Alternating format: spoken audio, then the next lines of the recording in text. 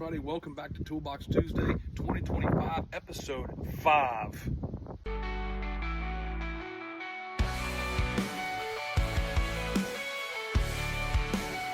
For episode 5, and it's really cold here in Virginia today, I figured we'd do something a little bit different because we've covered wrenches, we've covered ratchets, we've covered sockets, we've covered multimeters. So I figured let's do something a little different. Let's talk about tools that should be in your toolbox that are relatively inexpensive. We're going to add in 2 tools that should be in your toolbox that are essential to the job. Here I have a whole selection of tools and we're going to talk about them.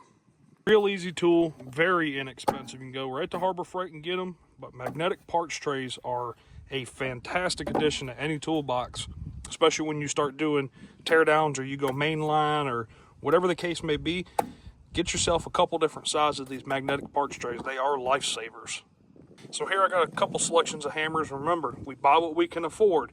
Yes, mine's Snap-on, but I think a very versatile all-around tool. They come in different weights, and you can find them right on Amazon, is a dead blow ball peen. These got steel shot in the head with 2 steel faces. Very versatile hammer for basically bashing things, or you can start doing some more precision work with punches and chisels. Get yourself a couple different weights, from a kind of small to I guess a medium. Like this one's a 40 ounce, and they make them down to like 8 ounce and 16 ounce ball peen hammers. Non-destructive. Get yourself a couple of good dead blows. Good for knocking tires off, or driving things in that you really don't want to mar the surface or mess the surface up. And get yourself like a 4-pound sledge. Can be a composite handle.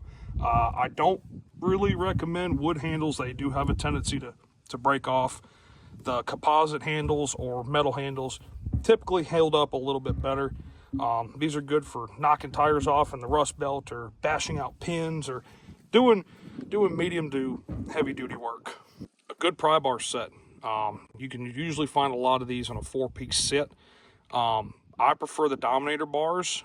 For you guys that want to get on tool trucks, just remember Matco and I think Cornwells are made by Mayhew, who makes Dominator bar, which these are a whole lot cheaper on Amazon, and a lot of times you can find deals with Mayhew, and I've seen them on Amazon too, where you buy the 4-piece set and they'll include a longer pry bar with it. So get yourself a set of pry bars. These got the strike caps on them, so you can hit the end and drive things out, and these do hold up better. But again, buy what you can afford.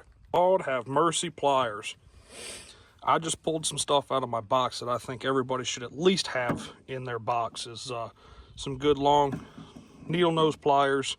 You want to get yourself a pair of slip joints, regular 6-inch needle nose, wire cutters, and these are actual right angle cutters. These are meant for taking the ends of zip ties and snipping them off and flush cutting them. They are an essential tool, especially if you don't want to get cut on a zip tie. You really don't want to cut the next guy on a zip tie. Get yourself some flush cuts. And these are just adjustable water pump pliers, man. You get a hold of a ball joint or something that you just heated up and you want to hold it and not touch your skin. These are great for holding things while you're taking them off, or hot part work, things like that. Die grinder. Everybody should have a die grinder. I don't care what brand it is. It could be a Chicago pneumatic for all I care. I run the Milwaukee cordless one now, so this one doesn't really get much use anymore. I've got an air fitting for it, but everybody should have a die grinder.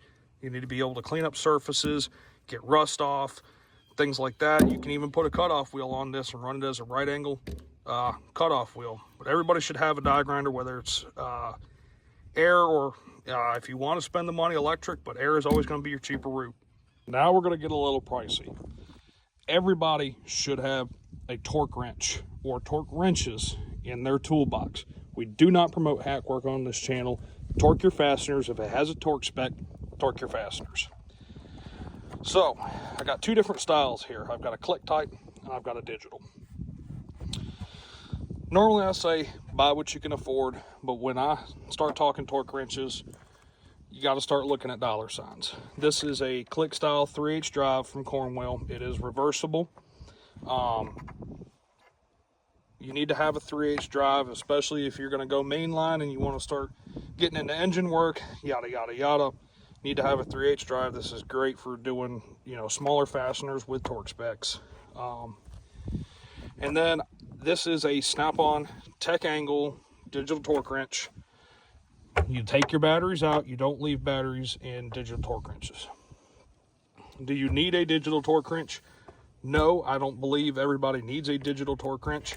I have a digital torque wrench because I do a lot of fasteners that require angle plus torque on them. But everybody should have a 1/2-inch drive torque wrench. This is head bolts, lug nuts, large fasteners that require a decent amount of torque put on them. Go out and get yourself a 1/2-inch drive, click style torque wrench, and a 3/8 drive. And no, you don't need to buy a torque wrench off a tool truck. You can if you can afford it and you want one off a tool truck, great. But at the same token, don't go out and buy a Pittsburgh torque wrench. They are inaccurate. They do not torque like they're supposed to torque. They do not last. They do not hold up. Do some shopping. Gear Wrench makes digital. They make click style. Icon's got into the click style, which I've heard the Icon torque wrenches are really great. But go out and invest in a set of torque wrenches. I hope you guys enjoyed this segment for episode 5 of Toolbox Tuesday. Stick around next week, episode 6. Tell 'em all I lost my mind, but keep a lookout.